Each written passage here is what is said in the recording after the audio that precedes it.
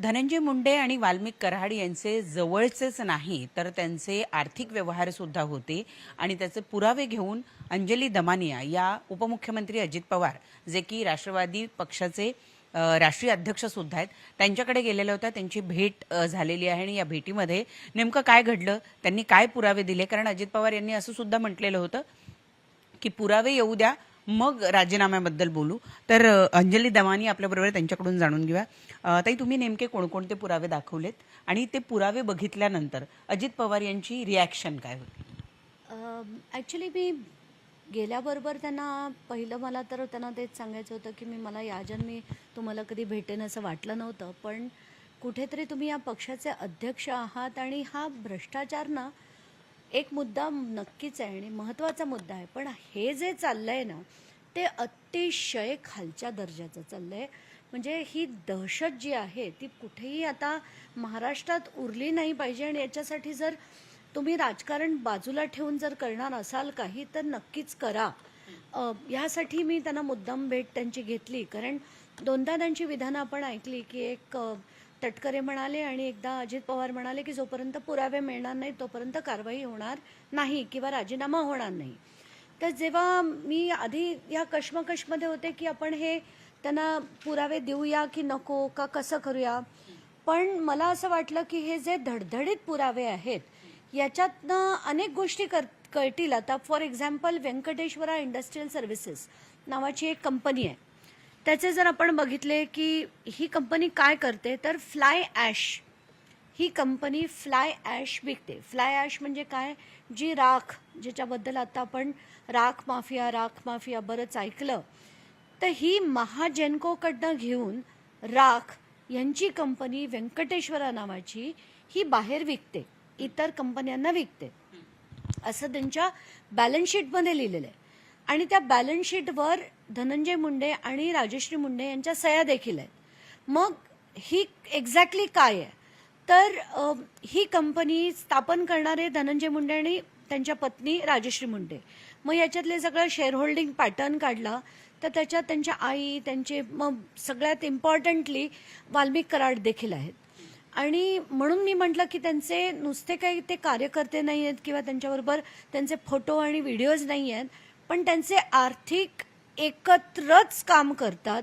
जे काम करतात ते एकत्र करतात.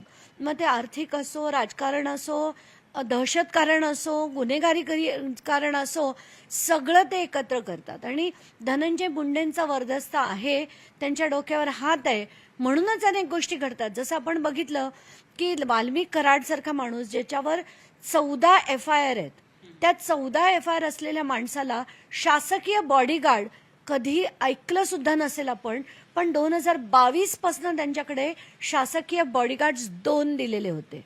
हे कसे आले? हे धनंजय मुंडेंच्या कृपेने आले की नाही? आणि म्हणून मी म्हटलं की नुसतीच कृपा नाहीये, त्यांचे आर्थिक व्यवहार कसे एकत्र आहेत ते दाखवण्यासाठी मी पेपर्स दिले. आणि त्या पेपरमध्ये सरळ सरळ दिसतंय की व्यंकटेश्वरामध्ये धनंजय मुंडे आहेत, राजश्री मुंडे आहेत, वाल्मिक कराड आहेत. कंपनी काय करते तर महाजेनको, जी महाराष्ट्र राज्याची कंपनी आहे, त्या कंपनीमधनं राग घेऊन हे इतर कंपन्यांना विकतात, म्हणजे आर्थिक फायदा करून घेतात. तर ऑफिस ऑफ प्रॉफिट म्हणजे काय की 1 रुपयाचा देखील प्रॉफिट हा मंत्री किंवा आमदार गव्हर्नमेंट कॉन्ट्रॅक्ट्समधनं मिळवून घेऊ शकत नाही, कायद्याने करू शकत नाही. याला ऑफिस ऑफ प्रॉफिट म्हटलं जातं आणि सुप्रीम कोर्टाच्या अनेक ऑर्डर्स आहेत त्याच्यावर. आणि असं असताना मी 3 गोष्टी त्यांना दाखवल्या. एक म्हणजे कॉन्स्टिट्यूशन, ज्याच्यात 102चा A पार्ट क्लिअरली हेच सांगतो. नंतर सेक्शन आर्टिकल 191 हेच सांगतं.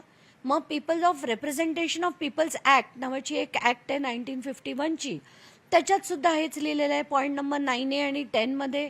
त्या व्यतिरिक्त एक मॉडेल कोड ऑफ कंडक्ट आहे फॉर मिनिस्टर्स, आणि हे मिनिस्ट्री ऑफ होम अफेअर्समधनं आलेलं आहे की मंत्र्यांनी, मग ते सेंटरमधले असो किंवा राज्यातले असो, त्यांनी एक प्रोटोकॉल फॉलो करायचा असतो की त्यांनी मंत्री झाल्या मुख्यमंत्र्यांकडे सगळे डिटेल्स द्यायचे असतात. म्हणून मी हे सगळे डिटेल्स काढले, त्यांचं ॲफिडेव्हिट काढलं. सगळीकडे व्यंकटेश्वरा, आता त्यांच्या ॲफिडेव्हिटमध्ये व्यंकटेश्वरा आहे, मुख्यमंत्र्यांना त्यांनी दिली की नाही मला माहीत नाही, पण ॲफिडेव्हिटमध्ये आहे याचा अर्थ तुम्ही ॲक्सेप्ट करता की तुमची कंपनी आहे. त्याच्यात तुम्ही शेअर्स किती आहेत हे देखील दाखवलं. 21,000च्या आसपास त्यांचे शेअर्स आहेत, त्यांच्या पत्नीचे शेअर्स आहेत, हे त्यांनी ॲफिडेव्हिटमध्ये देखील दाखवलेत. मग ही कंपनी महाजेन्कोकडनं आर्थिक नफा कसा मिळवू शकते? म्हणून ह्या तिन्ही कायद्यांखाली representation of people's act, model code of conduct आणि कॉन्स्टिट्यूशन या तिन्हीप्रमाणे त्यांचं मंत्रिपदच काय त्यांची आमदारकी सुद्धा रद्द व्हायला हवी आहे. पण तसं होताना दिसलं नाही. मग कदाचित मला वाटलं त्यांच्याकडे ते पेपर्स नसतील म्हणून ते पेपर्स घेऊन मी काल त्यांना भेटायला गेले होते. पण मग अजितदादांना जेव्हा तुम्ही हे सगळे कागदपत्र दाखवले तेव्हा त्यांची प्रतिक्रिया काय होती? ते बघून त्यांनी तुम्हाला आश्वासन दिलंय का की या प्रकरणामध्ये धनंजय मुंडे यांचा राजीनामा घेतला जाईल? कसं आहे की मी त्यांना पॉईंट बाय पॉईंट सगळं दाखवलं. शेअर होल्डिंग पॅटर्न दाखवले. ते शेअर होल्डिंगमध्ये धनंजय मुंडे, राजश्री मुंडे आणि वाल्मिक कराड हे तिघही आहेत. मग हे तिघही व्यंकटेश्वरामध्ये आहेत. या व्यंकटेश्वरामधनं पैसे फिरून जगमित्र शुगर नावाच्या कंपनीत गेले. तिथेही धनंजय मुंडे आहेत आणि वाल्मिक कराड आहेत. आणि हे सगळं जेव्हा दाखवलं, आता अनेक बँकांकडनं त्यांनी कर्ज घेतली आहेत. 62 कोटीचं लोन हे फक्त जगमित्रच्या नावावर घेतलं गेलं आहे. अंबेजोगाई कोऑपरेटिव्ह बँकेकडनं आहे, स्टेट बँकेकडनं आहे. या सगळ्या डिटेल्स मी दाखवले. त्या व्यतिरिक्त अजून एक कंपनी आहे टर्टल लॉजिस्टिक्स नावाची, ज्याचे शेअरसुद्धा राजश्री मुंडे यांच्याकडे आहेत. आणि हे शेअर असताना त्यांना सुद्धा फ्लाय ॲशचं जे महाजेन्कोकडनं कॉन्ट्रॅक्ट आहे ते देखील मिळालं आहे. तर हे सरळ सरळ दिसतंय की कायद्याच्या भाषेत अगदी इट इज फेट अकम्प्ली, याच्या पुढे त्याने जाऊच शकत नाहीत. कायद्याच्या भाषेत त्यांना राजीनामा देणं भाग आहे आणि यांना घेणं भाग आहे आणि त्यांना देणं भाग आहे. पण हे सुद्धा जाऊ दे. मी तर त्याच्या पुढे जाऊन त्यांना सांगितलं की कसं आहे की भ्रष्टाचार आणि अमुक गोष्टी एक भाग आहे, पण खरी जी गंभीरता जी तिथे दिसली, तिथे लोक जितके चिडून बोलत होते, तिथे लोक इतके म्हणजे दहशतीखाली राहतात. या अनेक गोष्टी, अनेक व्हिडिओ, अनेक फोटोग्राफ्स मी त्यांना दाखवले. मी एसपींकडे जी माहिती दिली ते देखील दाखवलं. तिथल्या नवी पिढी जी आहे त्या युवा पिढीकडे असलेले त्यांचे व्हिडिओज, त्यांचे रील्स, तिथे ना इंस्टाग्रामचा फार क्रेज आहे. सगळ्याच जणांचे इंस्टाग्राम रील बनवून ते टाकतात. त्याच्यात एक गँग 333 म्हणून त्यांनी जी बनवली आहे, ज्याच्यात सुदर्शन गुले आहेत, वाल्मिक कराड आहे, विष्णू चाटे आहेत, हे सगळे आहेत. त्यांच्या अक्षरशः कॅव्हलकेड जातानाच्या रील्स मी त्यांना दाखवल्या की हवेत फायरिंग करतायत आणि अक्षरशः 20-25 स्कॉर्पिओज एकामागे एक पांढऱ्या आणि काळ्या ह्या जाताना दिसतात. आणि ही जी दहशत निर्माण केली जाते, कारण ज्या माणसाकडे माझ्यावर जर 14 FIR आहेत, माझ्याबरोबर 2 बॉडीगार्ड असले, तर कुठला माणूस माझ्या विरुद्ध पोलिसात जाईल? कारण त्यांना माहिती आहे पोलिसच यांच्याबरोबर फिरतात. पोलीस एकही तक्रार घेत नाहीत. म्हणजे न्यायालय आज आपण म्हटलं तर त्यांनी जे पुढे झालंय, SIT म्हणा, त्यांचं जे बडदास्त म्हणजे त्यांचं रुग्णालयात ठेवली गेली, त्यांची आता विष्णू चाटे म्हणतात मला बीडचं जेल नको, मला लातूरचं जेल द्या. का तर 8 ऑफिसर, त्यापैकी 3 त्यांचे नातेवाईक आहेत. तर अशी जर बडदास्त त्यांची प्रत्येक ठिकाणी असेल, रुग्णालयात असेल, जेलमध्ये असेल आणि पदोपदी म्हणजे जर सगळीकडे त्यांची सोय होत असेल तर आपण कुठल्या लोकशाहीबद्दल बोलतोय? पण मग अजित पवार यांनी तुम्हाला काय उत्तर दिलं? तुम्ही तुमची मागणी जी आहे की राजीनामा घेतला जावा हे तर तुम्ही त्यांच्यासमोर मांडलीच. त्यावेळेला त्यांची रिॲक्शन काय होती? त्यांच्याकडून तुम्हाला काय आश्वासन मिळालं? मला कुठेतरी ते ऐकताना कुठेही असं वाटलं नाही की ते अगदी वरच्यावर बघतायत. प्रत्येक गोष्ट त्यांनी डिटेल्ड बघितली आणि थोडेसे हदरल्यासारखे पण वाटले. आणि पूर्ण बोलणं झाल्यानंतर ते मला म्हणाले की आम्ही आता उद्या आमची बैठक आहे, मी हे सगळे त्यांच्या पुढे मांडतो. मुख्यमंत्र्यांबरोबर आमची कॅबिनेट बैठक आहे, 12 वाजता आम्ही भेटणार आहे, तेव्हा मी हे सगळं त्यांना दाखवतो आणि पुढे काय करायचं ते आम्ही ठरवतो आणि म्हणजे राजीनाम्याबद्दल ठरवतो. आता काय करतायत ते मला माहीत नाही, अजून काही विशेष काही कळलं नाही आहे, तर आता बघू काय करतायत. पण जर अंजली दमानिया यांना एवढे सगळे पुरावे मिळू शकतात तर गृह खात्याला हे पुरावे मिळालेले नाही आहेत का? किंवा अजित पवार उपमुख्यमंत्री आहेत, त्यांच्या पक्षातला एक मंत्री या सगळ्या गोष्टी करतो, त्यांच्यापर्यंत हे पुरावे आतापर्यंत पोहोचले नसतील का? प्रणाली, महाराष्ट्र हे स्वित्झर्लंड एवढा मोठा देश, म्हणजे तो तर देश आहे, आपलं हे राज्य आहे. खरं तर ह्याला एक व्यवस्थित गृहमंत्री व्यवस्थित पाहिजे, जो अक्षरशः पदोपदी सगळ्या गोष्टींवर चेक ठेवू शकेल. पण आत्ताच्या घटकेला आपण बघतोय हे मुख्यमंत्री पण आहेत, गृहमंत्री पण आहेत. तर मला त्यांच्यात सिरियसनेस आहे. आणि बीडची एवढी मोठी घटना, 1.5 महिने आक्रोश होतोय, जनमोर्चे निघतायत, आक्रोश मोर्चे निघतायत, लोक इतकं माध्यमं लावून धरतायत. आणि मध्येच अशी एक बातमी येते की मुख्यमंत्री आज त्याच्या बीडच्या घटनेचा आढावा घेणार आहेत. म्हणजे आतापर्यंत आढावा पण घेतला नाही. म्हणजे तुम्हाला हे सांगावं लागतं की तिथली काय परिस्थिती आहे, त्याच्यावर तुम्ही काहीतरी ॲक्शन घ्या. तर मला असं वाटतं ते सिरियसनेसच नाही आहे. त्यांना ह्याच्यात पण राजकारणच दिसतंय. आणि कुठे ना कुठे धनंजय मुंडे यांना ते पाठीशी घालताना दिसतंय. कारण काही माध्यमांशी मी बोलताना, काही पत्रकारांशी मी बोलताना मला असंही सांगण्यात आलं होतं की आत्ताच्या मंत्रिमंडळात खरं तर धनंजय मुंडे यांचं नाव सुद्धा नव्हतं. आणि अजित पवारांनी हे नाव सुद्धा देण्यात म्हणजे नकार दिला होता. पण मुख्यमंत्र्यांनी त्यांचं नाव घातलं हे जेव्हा कळतं ना, धक्का बसतो की कोणासाठी ते, म्हणजे त्यांना वाचवण्यासाठी मुख्यमंत्री काम करतायत का अजित पवार, हाच प्रश्न पडतोय मुळात. की त्यांचा पक्ष त्यांना वाचवतोय का त्यांना मुख्यमंत्री वाचवतायत. आणखी एक महत्त्वाचा मुद्दा म्हणजे की आता हे जे सगळे तुम्ही कागदपत्र दाखवताय, या कागदपत्रांवरून असं दिसून येतं की शेकडो कोटींचा हा संपूर्ण व्यवहार आहे. आता या प्रकरणात कारवाई नाही झाली, समजा आज निर्णय अपेक्षित आहे, जर त्यांची चर्चा झालेली असेल तर, किंवा होणार असेल तर, समजा हा राजीनामा घेतला गेला नाही, तर तुम्ही पुढे काय कारवाई करणार आहे? पुढचं तुमचं पाऊल काय असणार? मी आता असं ठरवलंय की माझे सगळे legal remedies me step by step केले.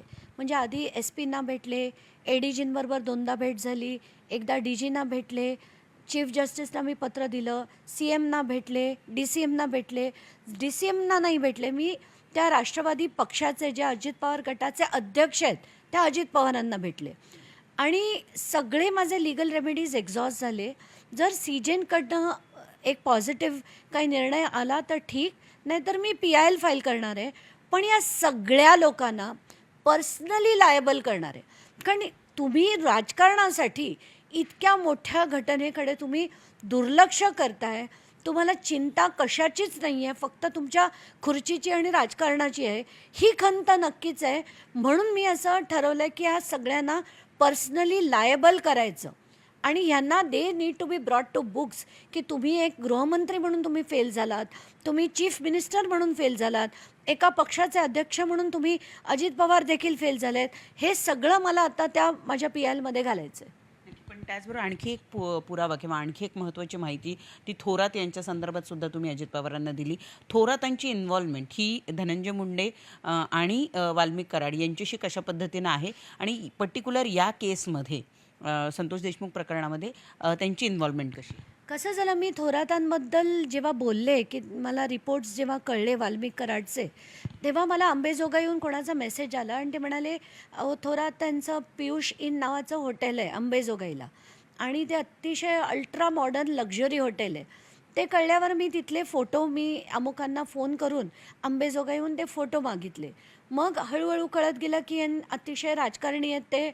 ते आधी आत्ताची लोकसभा आणि विधानसभा देखील लढवणार होते, माजलगावहून विधानसभा लढवणार होते. मग कळतं की त्यांच्यावर भ्रष्टाचाराचे आरोप आहेत आणि त्याची सगळं इत्तमभूत माहिती मला नेटवर मी जेव्हा सर्च केलं तर ट्रायब्युनलमध्ये त्यांच्याविरुद्धची जे मॅटर होतं त्याच्यात पूर्णच्या पूर्ण कच्चा चिठ्ठा त्यांचा मिळाला.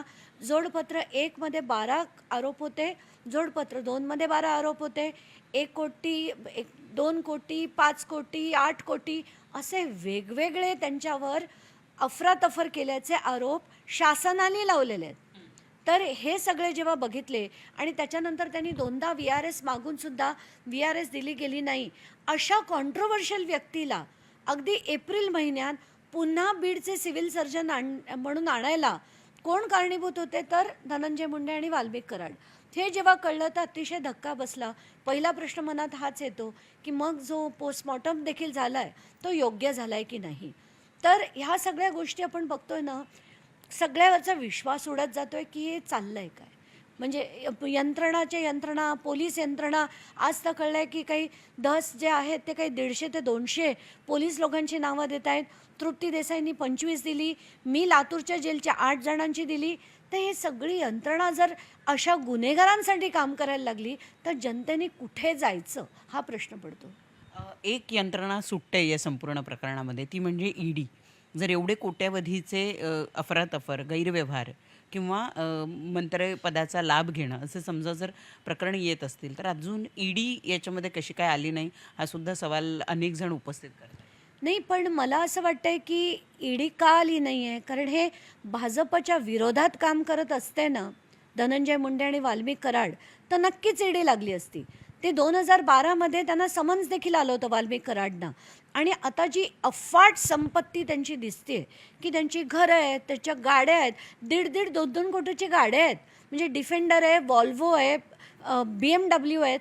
इतक्या मोठ्या मोठ्या त्यांच्याकडे गाड्या असताना एवढे घरं, एवढी दुकानं, एका पत्नीच्या नावावर, दुसऱ्या पत्नीच्या नावावर, जमिनी ज्या सगळ्या बाहेर आल्या आहेत, हे खरं तर ईडीने शोधायला नको, EOWनी शोधायला नको, ह्या सगळ्या कारवाया व्हायला नको.